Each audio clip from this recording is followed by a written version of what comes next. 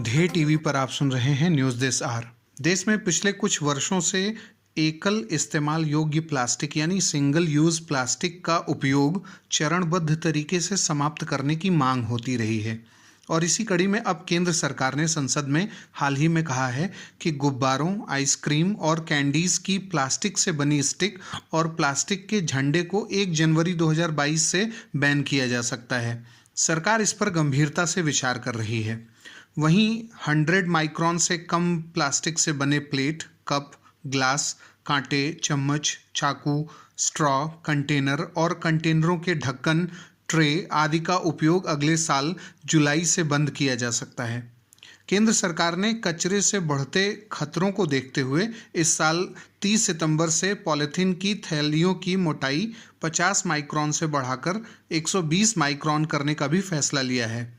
फिलहाल देश में 50 माइक्रोन से कम के पॉलीथीन बैग पर प्रतिबंध है।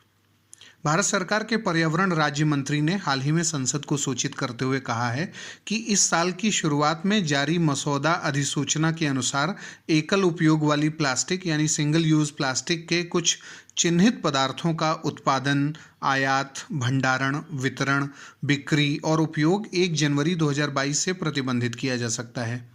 1 जनवरी से जिन वस्तुओं का उपयोग समाप्त किया जा सकता है उनमें ईयरबड की प्लास्टिक स्टिक भी शामिल है।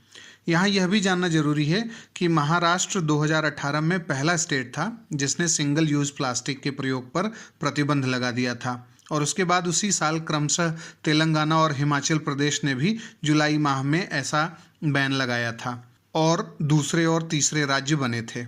फिर 2019 में तमिलनाडु चौथा राज्य बना जिसने सिंगल यूज प्लास्टिक्स पर प्रतिबंध लगा दिया था। अब बारी है आज के सवाल की।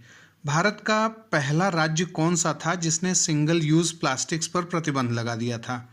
ए तमिलनाडु, बी हिमाचल प्रदेश, सी महाराष्ट्र या फिर डी तेलंगाना। आप अपने उत्तर हमें कमेंट बॉक्स में बता सकते हैं।